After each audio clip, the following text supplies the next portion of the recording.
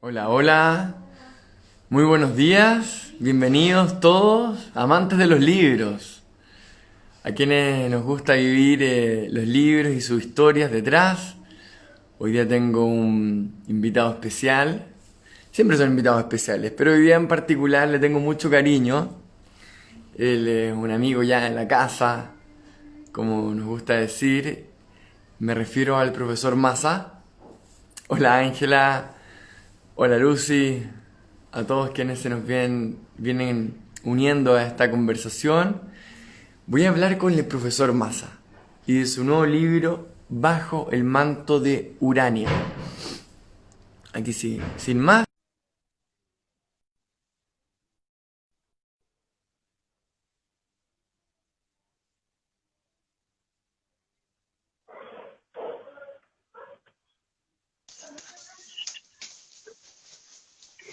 Profesor, muy buenos días. Hola, hola, ¿qué tal? Qué alegría verlo. Un placer estar aquí conversando contigo de nuevo. Sí, qué bueno. Qué bien. Y hoy día tenemos un nuevo libro por el cual conversar. Sí, pues ese es el último chiche. Exactamente. En nuestra conversación anterior me habías comentado de esto. Habíamos hablado respecto a los nuevos pensadores, la historia detrás de la ciencia. Sí, Y hoy día ya es realidad. sí. No, yo estoy sorprendido. Yo, con esto que estamos pasando, voy como en el día 97 de encierro aquí en mi casa. Estoy haciendo rayitas en la pared Ah, ya. desde, desde el 17 de marzo que estoy aquí en mi casa. No he salido ni a la vereda. Así que yo pensé que esto se iba a postergar, así que estoy muy contento que el libro esté fuera y que haya vida a pesar del coronavirus. Sí, claro. El mundo sigue, se adapta. Esa es Sí, nuestra cualidad. exactamente. Y nos referimos a Bajo el manto de Urania. Ahí está. ¿Lo alcanza a ver, profe? Sí, sí, claro, no, si yo tengo aquí mi propia copia, mira, aquí me voy a Ah, tapar la hermoso. cara con el libro. ¿Ya? Así que sí, Muéstrelo, por favor. ahí estamos. Bajo el manto Urania. Urania, ¿nos lo puede describir, profe? Yo estuve leyendo un poco que dicen que es como la parte sexy de las estrellas, ¿no? No, no, no, mira, Urania en la mitología griega hace ya 25 siglos. Urania es una de 9 hijas que tuvo Zeus con Nemocina. Nemocina era la diosa de la memoria. Y Nemocina y Zeus tuvieron así su touch and go, digámoslo. Zeus durmió con ella 9 noches y nacieron 9 hijas. Y esas son las musas. Y las musas son las que inspiran a los mortales a acercarse a la belleza de la música, la poesía, el teatro. Y de las 9 musas, 8 tienen que ver con la poesía, el teatro, Thalía, Euterpe, Terpsícore, etcétera. Y la novena es Urania, que es una, entonces, bueno, además Urania es nieta de Urano, porque Urano tuvo varios hijos e hijas y varias cosas raras, pero Nemocina es hija de Urano, que en el fondo Nemocina viene a ser como tía de Zeus, pero en esa época parece que no tenían muchas complicaciones y eran todos contra todos nomás. Pero entonces Urania es supuestamente en la mitología griega, bueno, si un poeta es inspirado por alguna de las musas, porque había varias musas para los distintos tipos de poesía, la poesía épica, la poesía, los himnos, la poesía erótica, etcétera. Pero era porque la musa lo había inspirado. Los astrónomos eran inspirados por la musa Urania. Entonces Urania es como la santa patrona de todos los astrónomos, por decirlo en el contexto ya religioso católico. Así que, claro, este libro se llamó, entre comillas, antes de ¿Ya? nacer, lo habíamos llamado la Gran Revolución Científica. Ese es el título técnico, digamos, porque todo el mundo conoce este periodo, Copérnico, Tycho Brahe, Kepler, Galileo y Newton, como la Gran Revolución Científica. Pero le quisimos poner un nombre un poco más sexy, y yo estoy obsesionado con Urania. Uno de los astrónomos de estos cinco, Tycho Brahe, tuvo un observatorio que lo llamó Uraniborg, el castillo de Urania. Entonces me Es- parecía que Urania tenía que ir en el título del libro, pues estos eran los hijos de Urania, y creo que fue Juan Manuel Silva, el editor del libro, el que me dijo, ¿y qué tal suena bajo el manto de Urania? Le dije, magnífico, ahí ya tenemos el título. Así que así nació el Bajo el manto de Urania.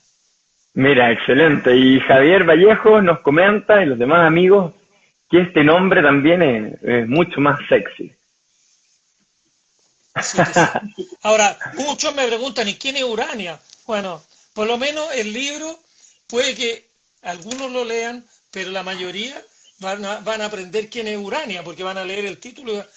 Alguien me dijo, pero esto es el manto de uranio, me dijo. Bueno, esto no tiene nada que ver con el uranio, ni con la radioactividad, ni con las bombas atómicas. Urania es una chiquilla que la representan como una niña muy buena moza, y que es la que está detrás de los astrónomos, empujándolo y dándole algunas pistas para que lleguen a las verdades del universo. Mira, fenomenal. Tal como las otras musas inspiraban en la poesía, Urania Inspira en la inspira astronomía. en la astronomía, en la Sí, ciencia. sí, sí, sí. Y ahora tenemos este hermoso libro que lo que hace es describir cómo ha avanzado la ciencia a través de estos grandes pensadores, Sí, profesor. mira, en la historia siempre se tratan de encontrar como periodos claves, periodos que son como bisagras, porque en la historia de la humanidad ha habido periodos largos en que no pasaba prácticamente nada. Incluso, bueno, los libros de este historiador eh, israelita Harari Sí, lo dice con toda claridad. De repente, si uno nació a comienzo del siglo XIV o si nació al final del siglo XIV, uno su vida hubiera transcurrido más o menos en los mismos términos. La vida del bisnieto a finales del siglo XIV fue igual que la vida del bisabuelo, pues la vida se iba repitiendo de una en otra, y a lo mejor incluso ocupaban la misma casa, y iban a labrar el mismo campo, y usaban, bueno, los mismos bueyes, o los bueyes, bueno, no los descendientes de los bueyes, eso ya no podían tener descendientes, pero otros bueyes. Entonces, pero acá, este periodo que yo describo en el libro, es un periodo de esos en que hay un antes y un después. La ciencia antes de Copérnico, la ciencia antes de Copérnico venía desde el siglo II. Del siglo II al siglo XV no había pasado nada. Toda la ciencia astronómica era Ptolomeo. El universo era geocéntrico, la Tierra estaba en el medio, el cielo giraba alrededor, y eso fue en el siglo III, cuarto, quinto, hasta el siglo XV. Y Copérnico dice, no, el universo no está centrado en la Tierra es un planeta más, nosotros somos como Venus o Marte, un planeta más, nosotros giramos en torno del Sol, el Sol es el centro del universo. Y eso produjo una gran alteración de lo que se sabía. Fíjate que en las universidades, en la época de Copérnico, de Galileo, lo que hacían era enseñar las enseñanzas de Aristóteles, era estudiar Aristóteles del siglo IV antes de Cristo, pero sí. estaban tan obsesionados con que la verdad, entre comillas, estaba en los libros de Aristóteles, que lo único que se hacía era interpretar a Aristóteles. Entonces, que alguien saliera con una cosa que no estaba para nada en los libros de Aristóteles, bueno, la Iglesia Católica se había obsesionado con Aristóteles, lo había adoptado como niño símbolo de la cultura, y entonces la escolástica era Aristóteles. Bueno, afortunadamente vinieron otros después de Copérnico, Tycho Brahe, que hace unas observaciones maravillosas, Kepler, que entiende las leyes del movimiento planetario, Galileo, que estudia la caída libre de las piedras, Y Newton, que 150 años después de Copérnico, toma todo eso y lo resume en un libro maravilloso. De Newton para adelante, la ciencia moderna es lo que conocemos hoy día. La ciencia se establece con sus normas y sus reglas y todo con Newton. Antes de Copérnico era todo tiniebla, era un poco de horóscopos y de adivinaciones. La ciencia estaba muy mezclada con muchas cosas y Newton desmaleza todo, lo pone en términos matemáticos, inventa el cálculo infinitesimal, pone en su libro la ley de gravitación universal y las leyes de la mecánica. Entonces, Newton es el que, bueno, yo lo decía el otro día, Newton, esto es como una delantera de cinco futbolistas. Copérnico toma la pelota en la media cancha y el que hace el gol es Newton. Pero Newton recibe la pelota de Galileo y Galileo con Kepler la habían tocado y el que se fue por una punta haciendo unas observaciones maravillosas fue Tycho Brahe.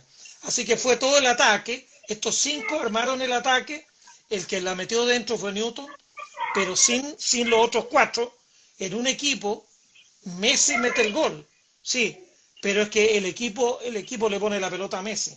El equipo que le puso la pelota a Newton son estos otros 4 que yo estoy mencionando acá. Absolutamente. Saludamos a todos quienes nos están acompañando. Estamos hablando con el profesor Massa de su nuevo libro, Bajo el manto de Urania. Profesor, estoy de acuerdo con usted. Newton fue el que mete el gol. Y tiene una suerte. La semana pasada hablaba con un historiador, el cual planteaba que las leyes del universo solo se descubren una vez. Y esa fue una suerte o un aporte que hizo Newton y será siempre recordado por aquello. Sí. Pero quisiera hacerle una pregunta antes que volvamos a los delanteros, estos que todos nos gustan. Este momento de oscurantismo, este momento en el cual no se podía progresar, usted recién me habló de la escolástica y el fanatismo católico de la época con Aristóteles.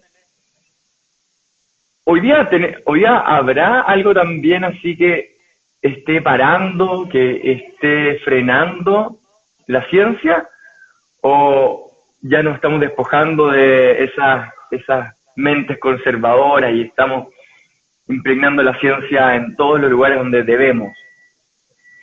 ¿Qué cree usted, profe? Mira, interesante pregunta. Yo creo que antes de la ciencia, en la Edad Media, Sí. no existía en absoluto la noción de progreso. Nadie creía que la vida iba a ser distinta. Es decir, si uno se casaba y tenía hijos, uno creía que los hijos de uno iban a ser lo mismo que uno, y los nietos y los bisnietos. Entonces no había nada nuevo que aprender, no había nada nuevo que innovar. Había que seguir nomás. Estábamos como ratones dando vueltas en una rueda. Cuando este grupo, que es un grupo muy especial, ya hablaremos de grupo, de estos 5, pero se establece, Newton, al poner las leyes de la mecánica, también permite desarrollo, que vinieron un montón de gente después, y con eso se empieza la primera revolución industrial. Y la revolución industrial empezó en Inglaterra, que son los hijos de Newton, digamos, y ahí la idea de progreso, de que podemos cambiar un procedimiento en la agricultura y podemos hacerlo distinto y el campo nos puede rendir más. Y podemos, fíjate que antiguamente la única fuerza que teníamos disponible para hacer algo era la fuerza humana.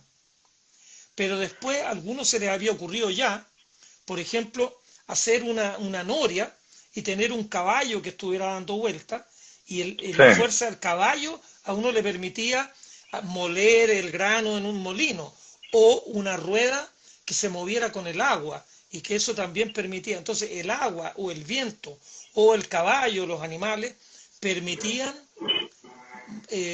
digamos, incrementar la fuerza del hombre. Pero por ahí en una de estas, en el siglo XVIII, no me acuerdo exactamente cuándo, empiezan a experimentar con otro tipo de cosas y se dan cuenta que si uno hierve agua, el vapor de agua tiene una fuerza notable. Y entonces empiezan a usar la fuerza, en el fondo empiezan a sacarle energía, primero a la madera, con palos, hacían una fogata, hervían agua y el vapor de agua movía ciertas cosas. Y después empiezan a usar el carbón de piedra, que es mejor, más eficiente que la madera. Y después se le ocurre inventar la máquina de vapor, que uno mete vapor y la va moviendo. Y la máquina de vapor empezó a aparecer, pero de repente a alguien se le ocurrió que en una locomotora uno podía poner una cuestión de vapor y tenía un locomóvil, una cosa que se movía. Y ahí viene ya eso en el siglo XIX, el tren, y se empieza a llenar de líneas de tren en Inglaterra, Estados Unidos, todas partes. Entonces es un progreso que no ha parado hasta hoy día. Lo que yo veo es que hay algunas fuerzas, entre comillas, medio retardatarias, que alegan de que el hombre está loco. Antes vivimos durante muchos siglos con la idea de que el progreso no existe. Ahora vivimos con la idea de que el progreso siempre tiene que ser una rueda que nos lleve más lejos y más lejos y más lejos. Y bueno, y muchos dicen, lo cual es cierto, si el hombre cada vez necesita más energía, ha aprendido a sacarla sin ningún problema. Pero si necesita cada vez más recursos materiales, si necesitamos más minerales, más metales, más de todo, bueno, los recursos son finitos y si esto no puede seguir creciendo hasta el infinito. Entonces uno va a tener que, en un momento dado, el consumo de energía per cápita, mira, el consumo de energía per cápita que había, esto son cifras de hace 20 años, al comenzar el siglo XXI, el consumo de energía per cápita en Estados Unidos era tan grande que si ese consumo uno lo extrapolaba al planeta completo, el consumo de energía iba a generar un calentamiento en el planeta que iba a hacer que el planeta cambiara para siempre, y que es más o menos lo que estamos viendo hoy día. Entonces, efectivamente, uno no puede, mira, yo viví 5 años en Canadá, en los años 70, y una cuestión ridícula, que yo, claro, aquí acostumbrado a estar abrigado en el invierno, y en Canadá en el invierno tienes 20 grados bajo cero. Sin embargo, la calefacción en los edificios, en el edificio de la universidad donde yo estaba como en 26, 27 grados. Yo tenía que estar en manga de camisa, incluso en mangas cortas, pues si no me asaba en el invierno, adentro. Y en el verano, que por unos 2 o 3 meses la temperatura es muy alta en Toronto, la temperatura en el edificio mío eran 20 grados. Entonces tenía que tener una chomba, porque si no me moría de frío, sentado en mi escritorio en el verano, adentro del edificio, me entumía. Entonces uno dice, bueno, ¿cuál es la temperatura confortable? En el invierno, que afuera hace 20 grados bajo cero, me ponen aquí 25, 26, y en el verano me ponen 20. Entonces pasaron una ley, mientras yo estaba allá en Canadá, que los edificios no podían cruzar las temperaturas. Tenían que definir una temperatura de confort, y esa temperatura en el invierno, por ejemplo, 23 grados, una temperatura bien razonable, en el invierno subirla a 23 grados, y que uno estuviera, o incluso un poquito menos, y en el verano también por ahí 22 o 23 grados. Pero se despilfarraba, además en Toronto, fíjate, las casas antiguas, algunos amigos míos vivían en casas antiguas, tenían todas doble ventana, una ventana afuera, 10 centímetros, y otra ventana adentro. Entonces tú tocabas la ventana adentro y no estaba fría. Pero como los vidrios mejoraron y no sé qué, además con calefacción a lo bestia, todos los edificios de la época en que yo estuve, los años 70, tenían un cristal simple. Y yo tocaba los cristales del departamento que yo arrendaba a la universidad, estaban helados, pero más helados que pata de pingüino. Pero la calefacción estaba un poquitito, el vidrio estaba como por fuera de la ventana, y una calefacción, un aire caliente extraordinario. Se gastaba mucha energía. Tenemos que aprender a ser prudentes, tenemos que bajar. Podemos calefaccionar para no morirnos de frío, pero adentro de la casa, mira, yo aquí estoy abrigado con un polar y ni un problema.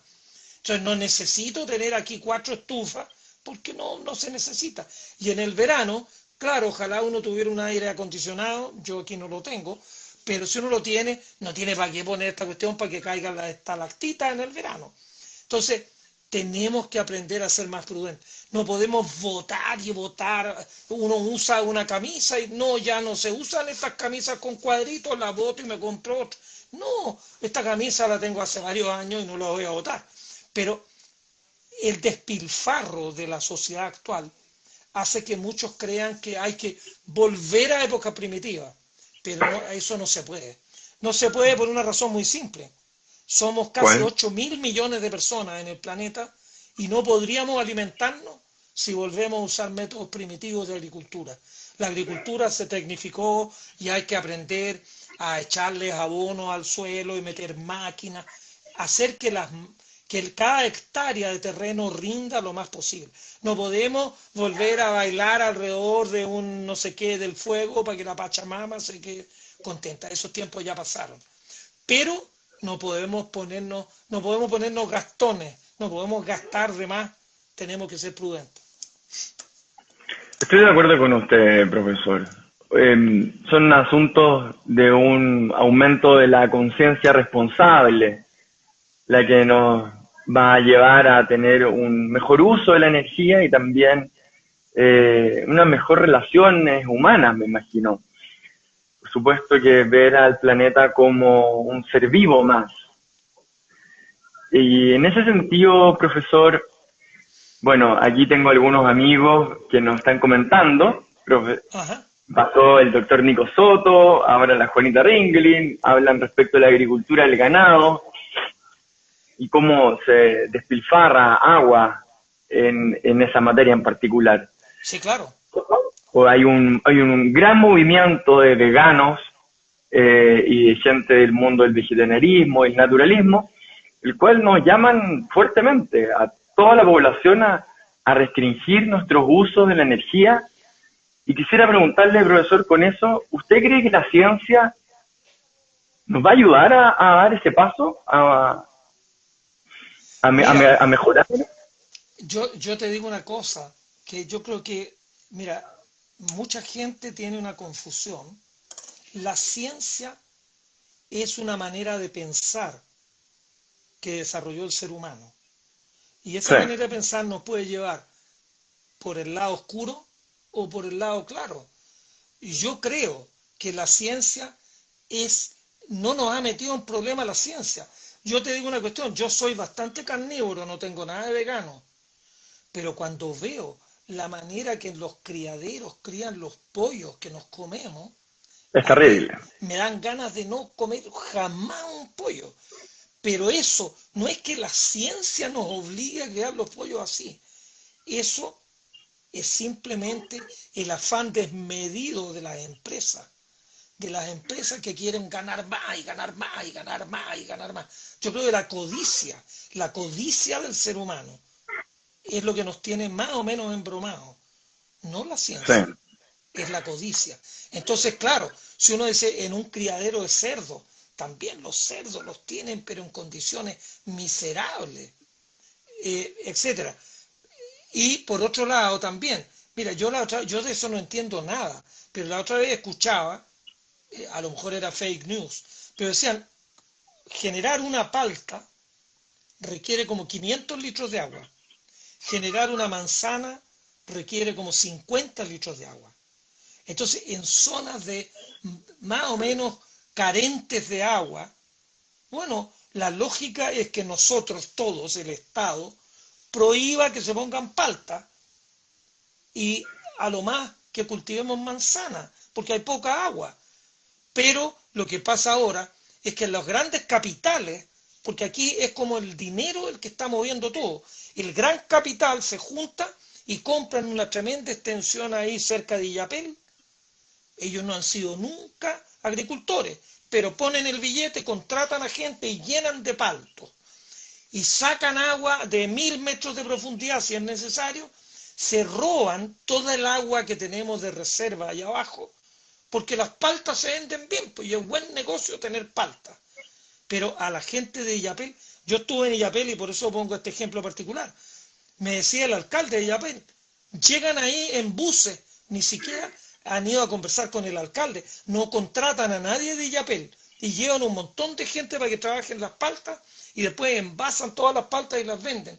Entonces, se ha transformado esto, yo perdón por la palabra, este libertinaje económico, en una cuestión que va en contra de los seres humanos. Entonces, no se trata de decir que la ciencia no sirve para nada o que los científicos se tienen que ir para otro lado.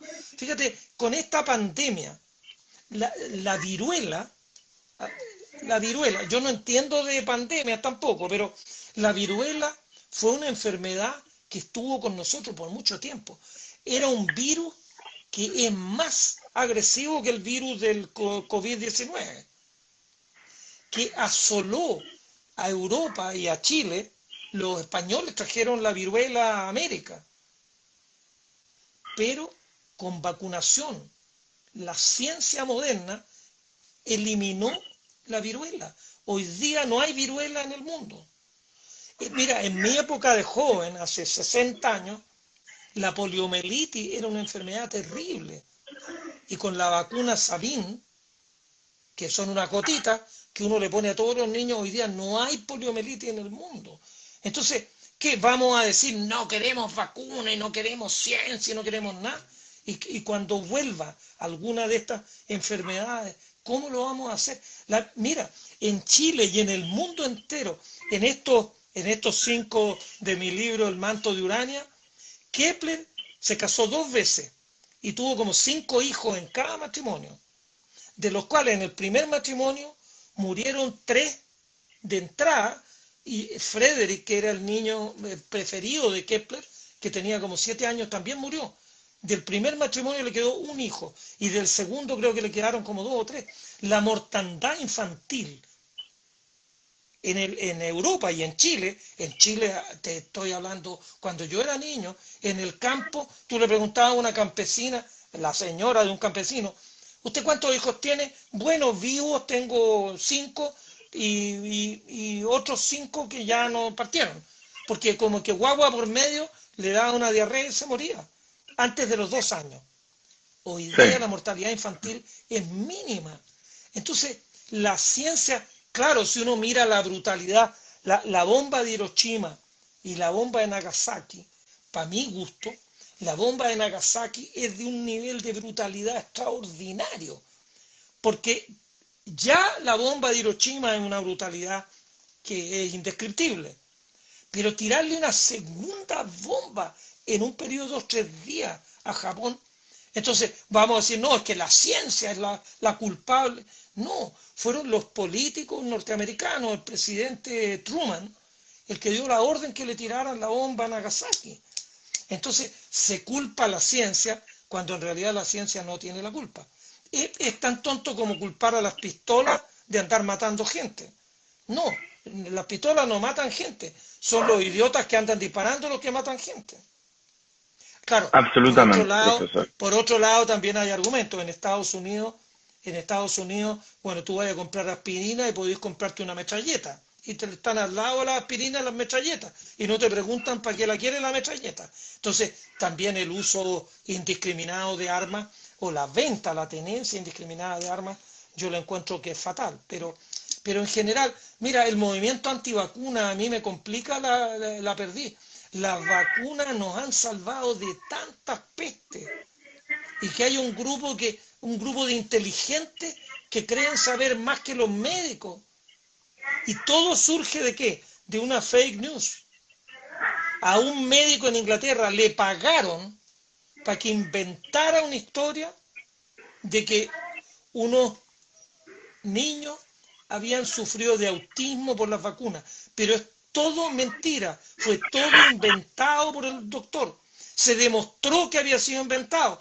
Lo echaron del colegio médico inglés, lo echaron del colegio médico norteamericano, pero algunos se quedaron con la idea, no, es cierto, no, porque sí, porque el timerosal tiene mercurio, bueno, y el cloruro de sodio también tiene cloro, y con un salero en la mano uno se come un huevito, también el cloruro de sodio, voy a decir, ah, no, esto tiene cloro, yo no le puedo echar sal al huevo frito, que el cloro sea un veneno terrible, no significa que el cloruro de sodio sea venenoso.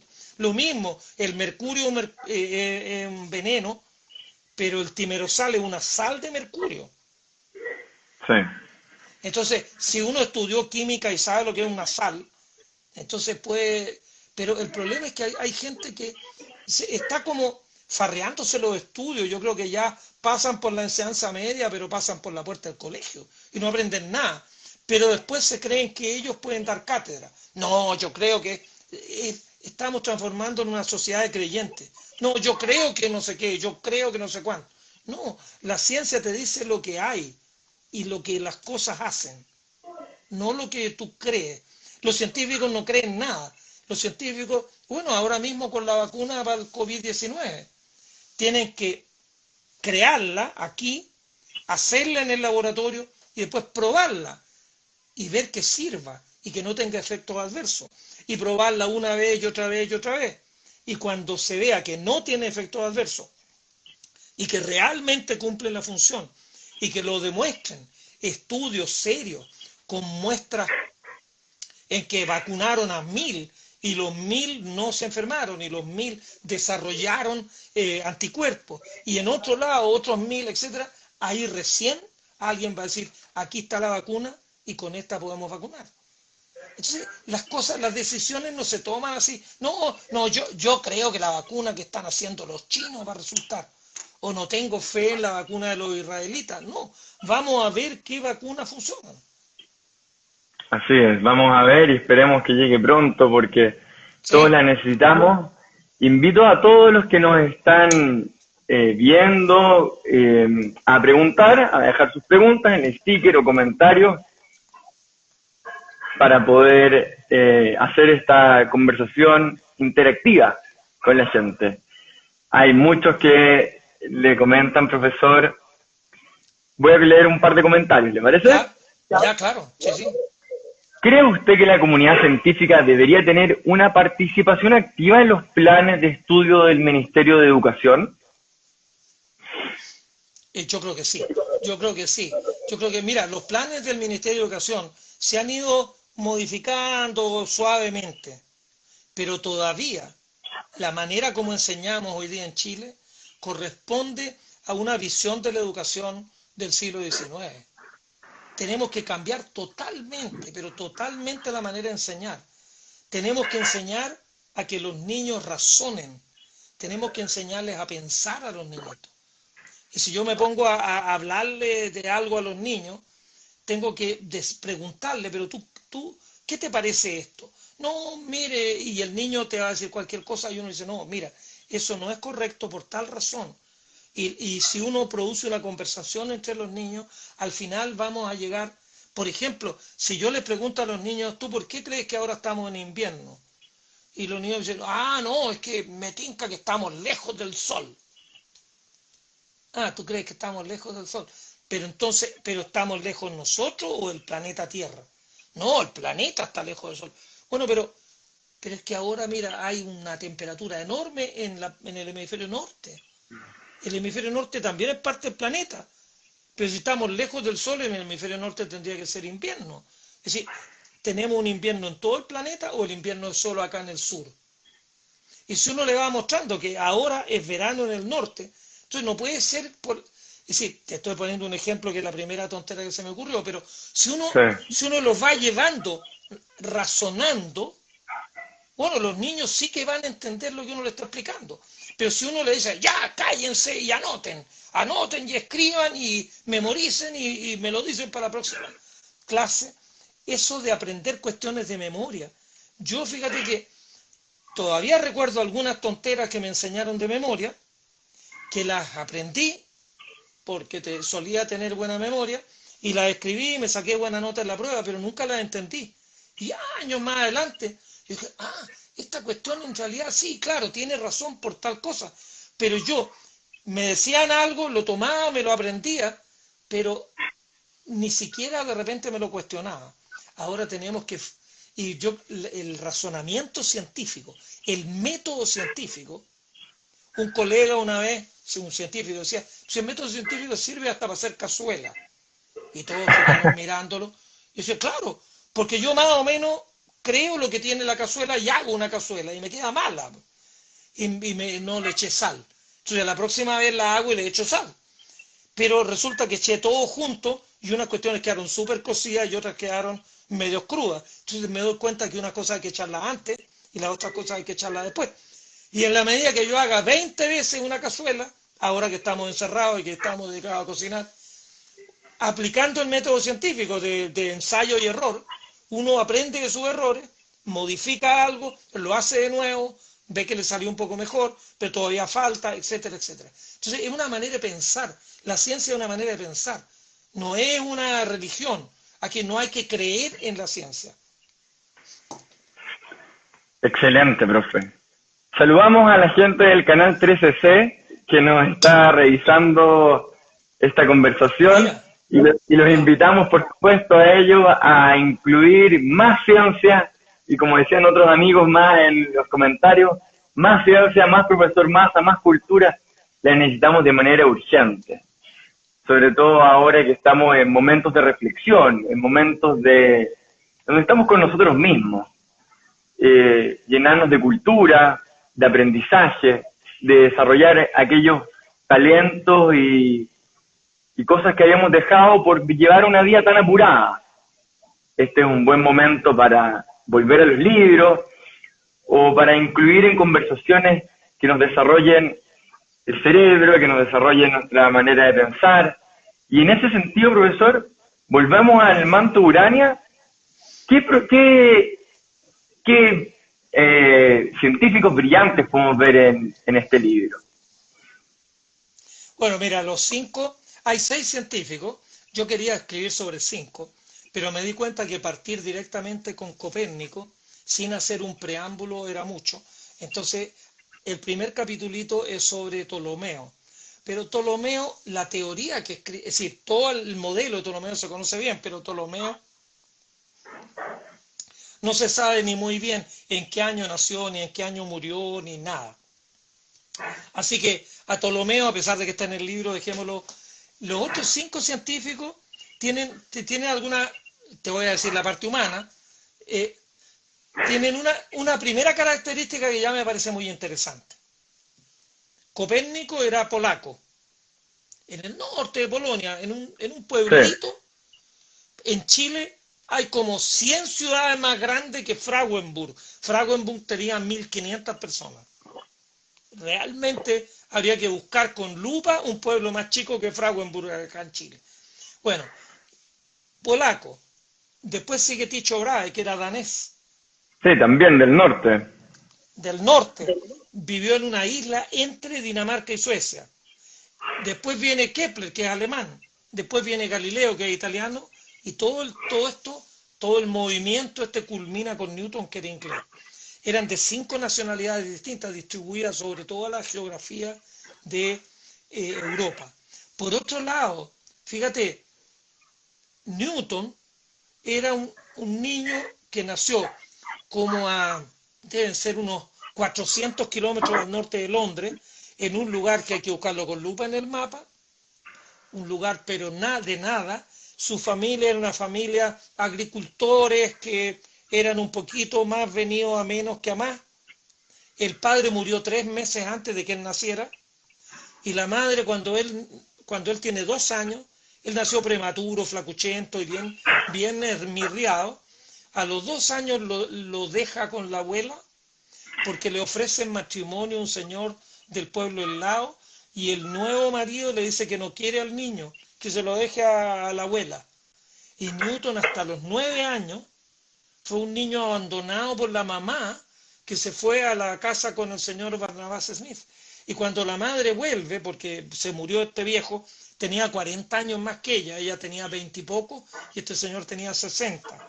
Cuando se muere el Barnabas Smith, vuelve la madre a la casa con 3 hijos, que eran hermanos de Newton, pero Newton nunca los había conocido, le generan todo un carácter muy, muy retraído, era tímido, era medio colérico, no manejaba bien las frustraciones Newton. Era un hombre muy inteligente y se derivó, pero no venía ni de noble cuna ni de nada. Por otro lado, Tycho Brahe sí venía de noble cuna, el padre era un noble danés. Tycho Brahe tenía la vida ganada desde y una cosa que digo irónicamente, querían que fuera político porque estaba servido todo en bandeja. El padre estaba metido en la corte, el tío Jürgen, era vicealmirante de la Armada danesa. Pero Tycho dijo, no, yo quiero ser astrónomo, y él rechazó y repudió la posibilidad de ser un político, porque él quería hacer cosas que valieran la pena hacer, y él quería trascender a través de la astronomía. De hecho, también Tycho Brahe tuvo una infancia muy rara, porque el tío Jürgen lo raptó cuando tenía 2 años, y se lo llevó a vivir con él.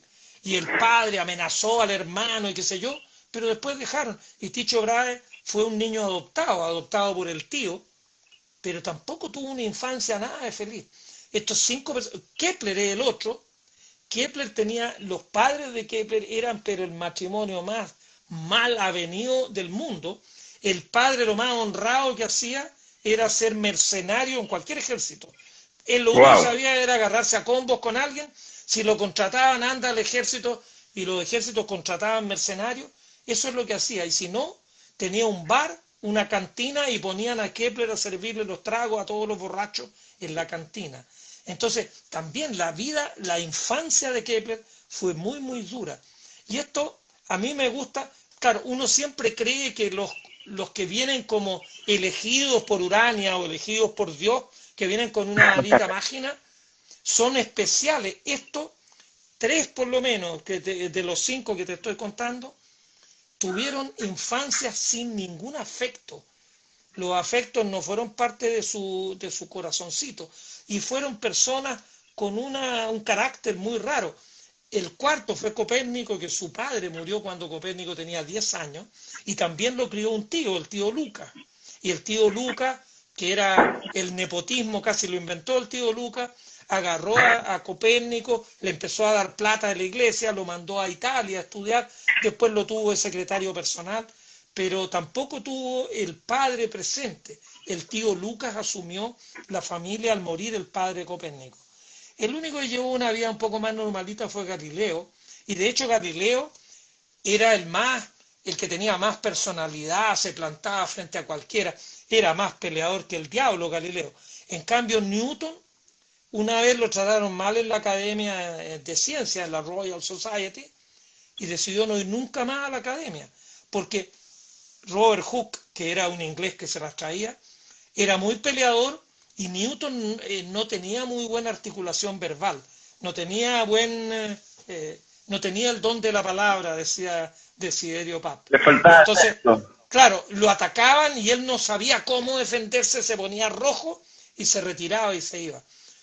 Entonces, son tipos muy inteligentes que tuvieron infancias muy duras, pero que tenían como una obstinación. A lo mejor era porque Urania los había agarrado de una oreja y los quería llevar por un camino.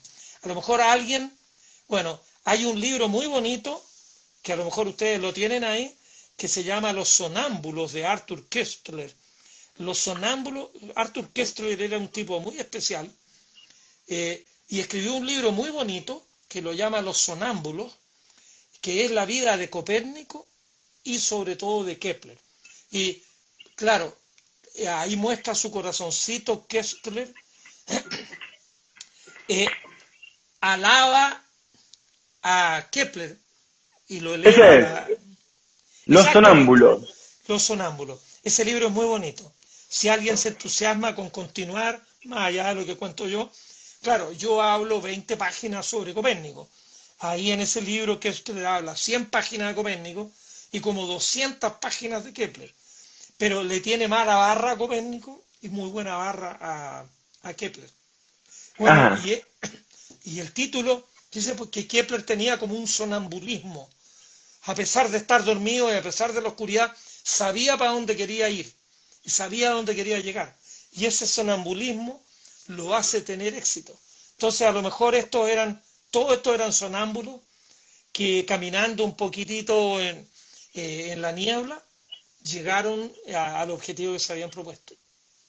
Qué increíble, profesor, que la mayoría de las historias de éxito, entendiendo el éxito como la posibilidad de realizar sus sueños en realidad. No me refiero a un éxito material, sino que la capacidad de poder desarrollar. Casi siempre es gente que tuvo una vida bien difícil, sobre todo en la infancia. Acá ilustrarnos respecto al mundo de la ciencia, pero también si vemos el mundo de los emprendimientos, las actividades comerciales u otras. Y creo que es bien esperanzador para todos aquellos de los cuales de repente la vida no es fácil. El Sí, mira, saber e inspirarse dentro incluso de... Díganme, por yo, favor.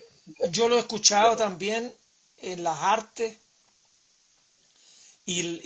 por ejemplo, la novela o la poesía, cuando, cuando un poeta lleva una vida pero súper regalada y le va súper bien, como que la poesía no le sale.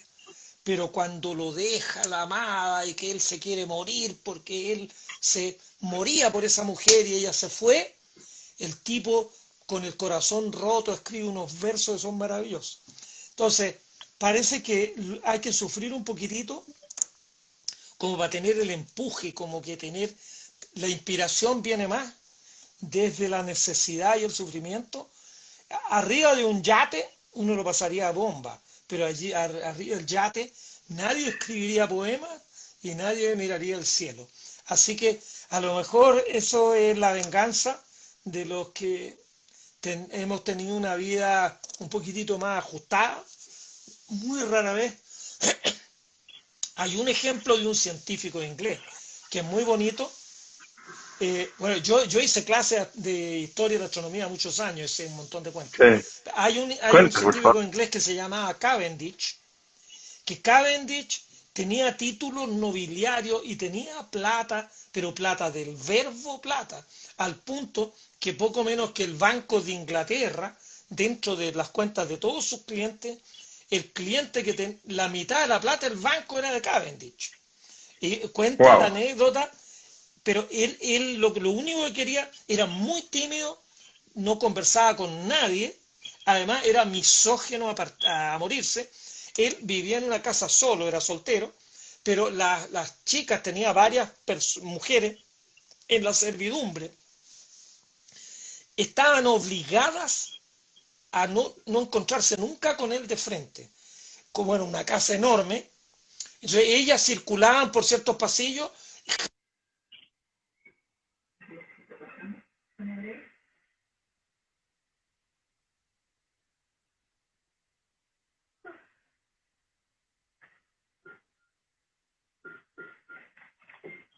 Hola, hola. Entonces Cavendish, estamos bien ahí, ¿no? El ¿Sí? Cavendish, él lo único que quería, tenía un laboratorio, era pensar y pensar y pensar. Y una vez un señor del banco llegó a la casa y le pidió una cita. Y él le dijo, bueno, ya venga. Y le dijo, mire, es que hay una posibilidad de invertir dinero aquí y allá. Usted que tiene tanto dinero, podría invertirlo en esto o en aquello. Y Cavendish lo quedó mirando y le dijo, mire, váyase. Váyase y si viene una vez más acá a decirme eso, yo voy a sacar toda mi plata de su banco. Y el banquero se fue con la cola entre las piernas. Pero era millonario en serio. Eh, y sin embargo,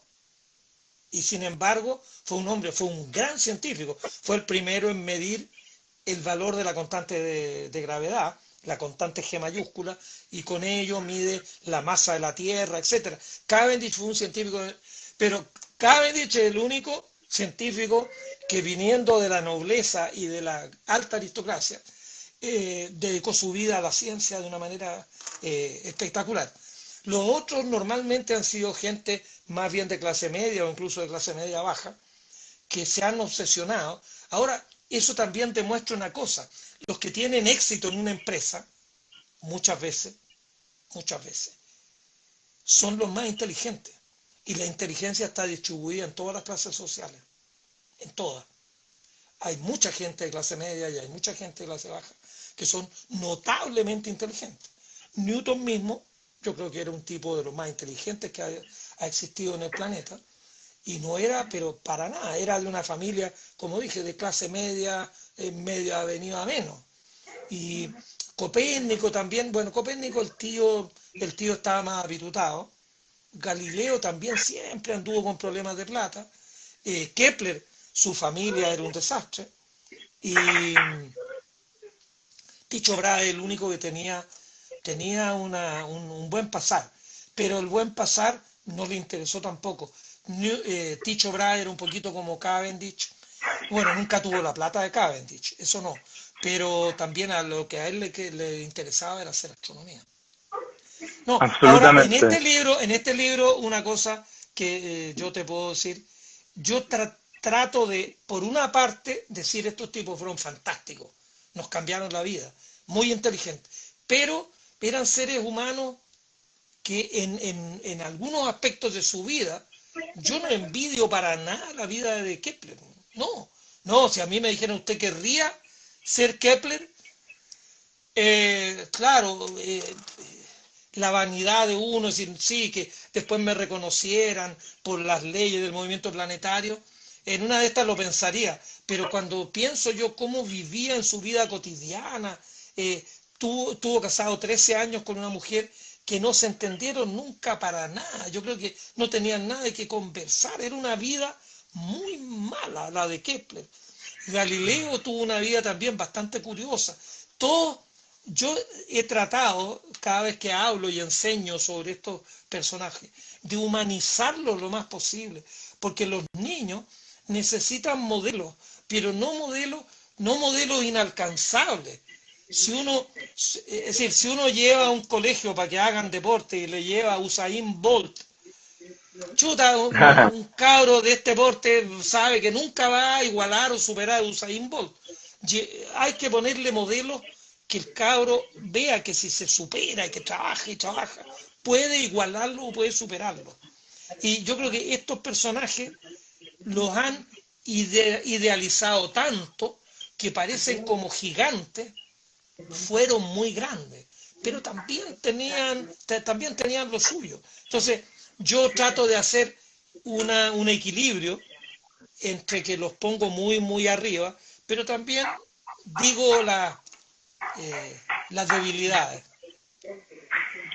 Yo lo que estoy seguro, profesor, es que todos los chilenos y los latinoamericanos lo recordamos a usted como un divulgador, el cual nos puso la astronomía en la mesa de la casa, en living, en las conversaciones cotidianas, en aprender respecto a las supernovas y preguntarnos por qué hay un eclipse. Y de eso le agradecemos mucho, profesor, su trabajo es maravilloso. Y hay Gracias. muchos comentarios que no alcanzo a leerlos todos, pero para decir algunos nada más, que muchas gracias por su trabajo. María nos comenta qué lindo escuchar al profesor. Andrés nos comenta qué bueno poder saber modelos alcanzables. Solo quisiera hacerle una pregunta más. ¿Ya? Eh, ¿Qué es lo que viene, profe? Ahora estamos en Urania. ¿Vamos a escribir o no más? Nuestras conversaciones Mira, son muy entretenidas, ¿eh? yo, yo creo que no voy a revelar todas mis cartas. Tengo acá en el computador que está al lado mío como unos 10 de libros que los tengo casi todos medio empezados, algunos bastante avanzados, pero yo creo que lo que debería, mi corazoncito, como retomé el amor por estos 5, me gustaría hacer un libro que sea la continuación de esta historia. Un libro que hable de William Herschel, que fue un gran astrónomo inglés de la segunda 18, nacimiento de la astrofísica. Fraunhofer, mira, el nacimiento de la astrofísica es bastante alemán. Fraunhofer, que era alemán, un muchacho alemán, medio pobre y medio de todo, que es una historia bien, bien especial la de Fraunhofer. Bunsen, que fue un químico que trabajaba junto con Robert Kirchhoff, y entre ellos se pusieron a explorar una cuestión Mira, siempre los aciertos vienen cuando uno explora un ángulo distinto. Estos empezaron a darse cuenta que cuando uno divide la luz en un prisma y uno ve el arco iris, Fraunhofer estudió que ese arco iris tiene líneas oscuras. Y estos otros dos se dieron cuenta que las líneas oscuras las producían los elementos químicos. Cada elemento químico tiene como una huella digital en las líneas oscuras. Y cuando eso lo tuvieron súper claro en el laboratorio, empezaron a tomar la luz del sol y vieron las mismas líneas oscuras que veían en el laboratorio. Entonces Kirchhoff anuncia en 1859 que hay sodio en el sol, que hay calcio en el sol, que hay hidrógeno en el sol. Empiezan a ver la composición química del sol por la descomposición de la luz. Algo que había sido considerado imposible. El filósofo Auguste Comte, francés, 20 años antes dijo: nunca podremos saber la composición química de las estrellas. Habló de más Comte porque algunas cosas cambian. Entonces, esa parte de la historia también me gusta mucho. Tengo apuntes hechos. Yo creo que ese libro casi lo tengo medio escrito. Si la editorial me da la luz verde, en 3 semanas no, pero en 3 meses más podría tener ese sería el libro. Pero hay otros más que también me gustan mucho. Hay uno que lo tenemos, ya lo estamos dando vuelta en la editorial, que por prudencia me voy a quedar callado, porque a lo mejor me pueden retar. Estos otros son una idea mía, y también tengo una serie que me gustaría mucho hacerla, y la editorial me dice que sí, pero vamos a ver si la hacemos. Es hacer una serie de libros para niños, pero para niños chicos, libros de cuentos. Qué bonito. Libros de cuentos. ¿Qué son las estrellas? ¿Qué es lo que es el sistema solar? ¿Qué es lo que son los planetas? ¿Qué es lo que es la luna? ¿Qué es lo que es el sol? Pero en modo libro de cuentos. Porque yo creo que los niños chiquititos, son, pero es como un libro en blanco y son la mejor materia prima para escribir en ellos. Yo creo que un niño de 5 años, si uno le va enseñando cosas, aprenden todo, realmente. Entonces, no hay que esperar que los jóvenes tengan 15 años ahí para acercarlos a la ciencia. Hay que acercarlos a la ciencia cuando tienen 5 o 6. Así que me encantaría tener la pluma adecuada, porque para hablarle a los niños hay que ser muy cuidadoso cómo uno usa las palabras. Entonces quiero redactar cosas muy simples, pero muy contundentes, y que sean más o menos amenas, y que tengamos lindas ilustraciones, porque un libro de cuentos, el 80% de la página tiene que ser una linda ilustración, y abajo ir un mensaje. Así que, y bueno, tengo otros más que ya no te los voy a contar, pero el libro que estoy trabajando en él, ahora me quedé sin pega porque ya terminamos así que el libro que estoy trabajando, y estoy releyendo a Fraunhofer, a Bunsen, a Kirchhoff, buscando nuevas anécdotas, revisando todo lo que tengo escrito ya, es ese, el nacimiento de la astrofísica. Muchas gracias, profesor, por compartir con nosotros, por mostrarnos, ilustrarnos y siempre sacarnos una sonrisa entre medio. Gracias. De verdad le agradezco mucho a todos. Saludos quienes nos acompañaron, y a la gente de la editorial Planeta también un saludo grande y gracias por apoyar esta entrevista. Que tengan todos una muy linda tarde. Bien. Chao a todos. Gracias, profesor. Adiós, que tengan buena tarde. Chao.